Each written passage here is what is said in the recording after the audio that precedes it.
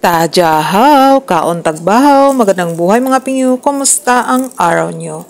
So for today's video guys is maglilinis ako today. So bago nga umalis yung boss ko guys is binilhan nyo ako ng breakfast, yung sandwich at saka yung taco. Anong tawag? Soya milk ata yan eh. So, hindi ako maglilinis, ay magluluto ngayon guys kasi si boss is pupunta sa kanyang farm. Pag Monday kasi is parang off niya, doon siya sa farm maglalagi. So, doon yung work niya. So, sabi niya, pag Monday, sabi niya, hindi ako uuwi. Gabi na ako uuwi. Hindi ako kakain dito. So, ayun guys, maaga siyang umuwi. Maaga siyang umalis ngayon. So, mga 7 pa lang ata, ay umalis na siya. Kasi ang init din kasi. Sobrang init ngayon dito guys kasi nga summer na dito sa Taiwan. So, parang nasa Pilipinas lang tayo, ang init-init. So, ayan guys, naglinis ako ng nung lagayan ng dispenser.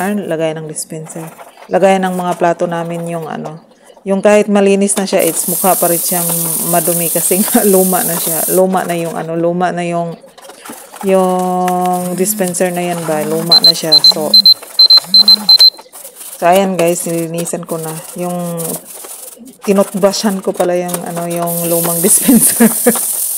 So, ayan guys, para sabihin naman ng CCTV na wala akong ginagawa. Kaya, ayan guys, nagawa-gawa ako ng kunyari para naman may gagawin ako dito ba. Ayan na nga guys. So, buti na lang yung lolo ko is okay naman yung lolo ko. Ayan, nakatulog kami ng maayos kagabi. So, thank you Lord for that. Happiness ko na talaga guys pag nakatulog kami ng maayos ni lolo na hindi ako nagising-gising ba. I mean, hindi ako magising ng maaga, gising ng anong tawag dito, nagigising ng madaling araw kasi hindi siya natutulog. So, ngayon naman natulog siya. Kaya, ang gagawin ko is maglilinis kami ng dispenser. So, ayan, dispenser namin guys, may heater yan. Pero yung, malapit ko na siyang itapon. Kung ako lang yan guys, tinapon ko na yan. Kasi hindi pwede gumagana pa yan. Kaya bawal itapon. Kasi nga luma nga yung bahay namin. Luma nga yung bahay ni lolo. Kaya nga, kailangan natin maglinis-linis na, 'di ba? Kahit malinis na 'yan, guys, mukha pa rin siyang hindi malinis, 'di ba? Ayan nga, guys, kumusta kayo? Kumusta kayo lahat, guys? So, today is July 1. Oh, thank you, Lord.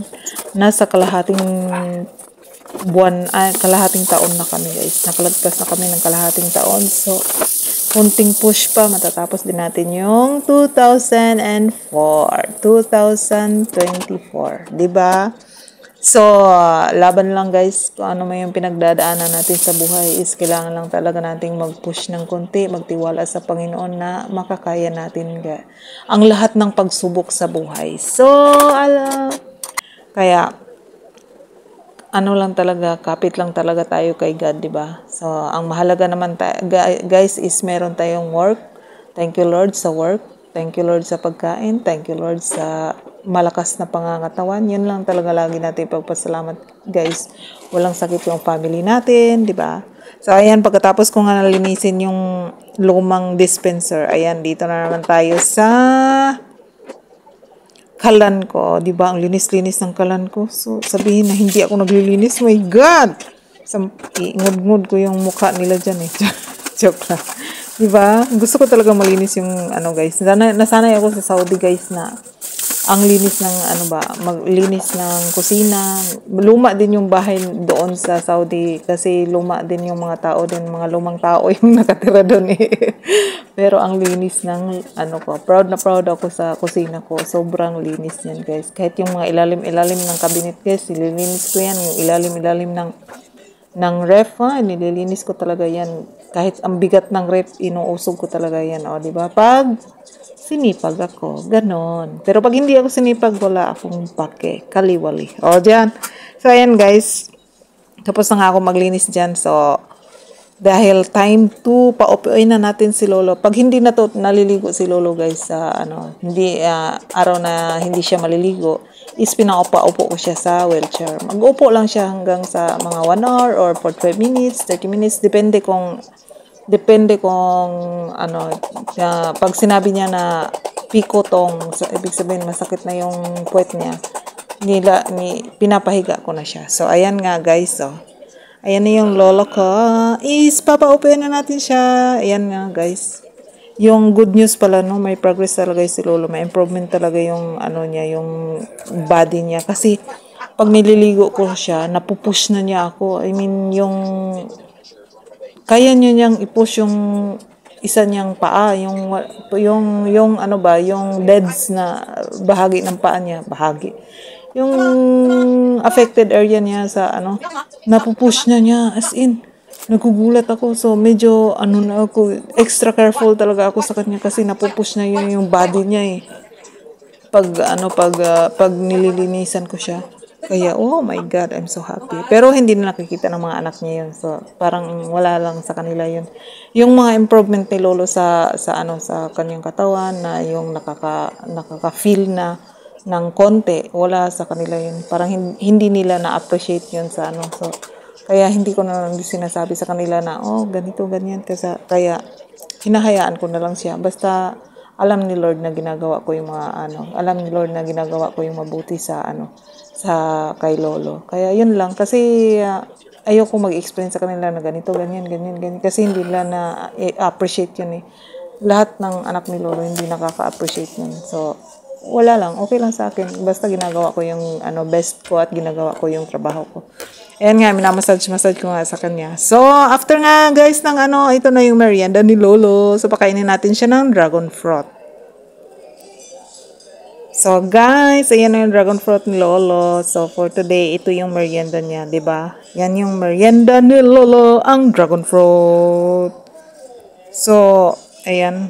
So, ang init nga ngayon dito, guys. Sobrang init talaga. Buti din lang dito lang ako sa loob, di ba? How much more kaya yung nagtatrabaho sa labas? Si boss nga sabi niya, ang init talaga. Pero doon naman sa mountain, doon sa farm niya, meron daw siyang bahay doon. Sabi nung kapatid niya na, meron siyang bahay doon. May ref, may ganyan. Kaya, yung sa kanya is, init-init na lang daw talaga yung mga, pag magdala siya ng food is, init-init na lang daw talaga. So, ayan guys, this is our day ni Lolo today. And, sana'y nasa mabuti kayong kalagayan lahat. And thank you so much sa lahat po ng sumusuporta sa akin at nanonood sa akin ng video. Thank you, sir. Shout out to Big Brother Emil Tipa. Thank you so much sa iyong suporta sa akin. And Cheryl Arnaiz, Bibing Manata, Jenny's Heart. Thank you so much. Ann Abragan. Thank you. This is Darling Vlogs and the Laigo ng Diyos. See you tomorrow. Sai Jen. Waini. Bye-bye. Ingat po.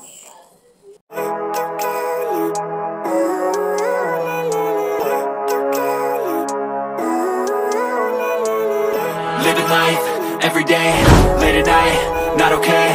All I want, and I pray, all I need are some better days. Fuck me, I'm looking in the mirror, so foggy, but I've never seen clearer. I don't really think anyone can save me, and honestly I'm not really sure I want saving. I like to be my own worst enemy. There's no risk if you don't try at anything, so I'ma just keep buying everything. See you in the next life, have to be a better me. I don't think that my head's on straight.